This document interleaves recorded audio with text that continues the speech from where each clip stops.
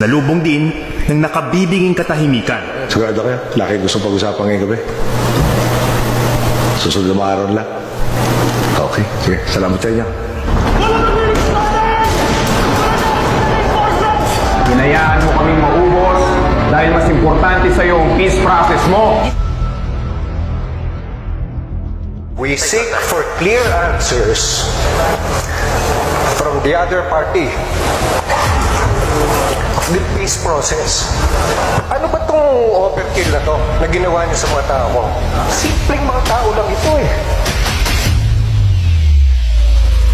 Tapos you will blame coordination? Bakit to justify the killing of my people? Kaya na ba ng Pilipino na marinig ang katotohanan ng hindi mapipikon? Sabi ko naman sa sarili ko, sir, there's no glory in this country, sir. This country is not worth dying for, sir. Kung yung gobyerno natin, sir, hindi kami kayang protektahan, sir, as a warrior, sir.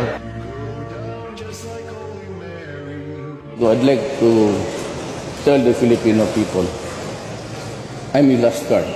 Ako ang huling barahan ninyo dito sa problema ngayon sa Pilipinas. This administration allowed Shabu to be caught inside the National Penitentiary. Is that your performance? Yan ang Duterte Justice. Wala nang katotohanan. Kung ano lang pumasok sa isip mo, pigit mata, gagawin mo, baka may mamatay pang tao. Kung hindi ka marunong pumatay ng tao at takot kang mamatay, yan ang problema. You cannot be a president. Majority of Filipinos satisfied with the Duterte administration's first 3 months in office. Starting next month, incremental increase na ang sweldo ninyo. Pangako ko, dublado. Tsaka, I assure you, walang nagmahal noon sa police na abot sa standard ko. I would like to guarantee all of you that if it is in the performance of your duty sa pagkasundalo mo, wala kayong isipin. I will also protect you. Maganda ang pinakita ninyo sa bayan. And I give you my salute. Sa ating matapang at walang takot na pinuno, lahat po kami ay nagbibigay ng taus-pusong pasasalamat.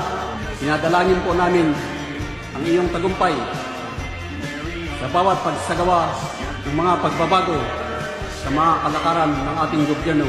Kung kami man ay isang bayani, sir, ikaw bayani ng mga bayani. Ikaw yung bayani namin, sir. Ikaw yung nag-lift up ng moral namin, sir, mga sundalo. Until the last drop of our blood, sir.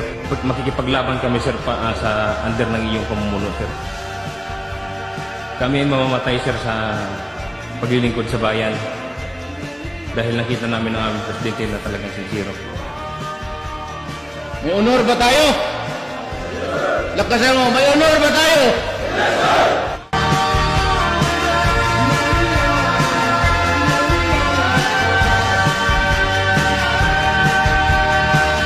Salamat ha. Daghan kaayong salamat.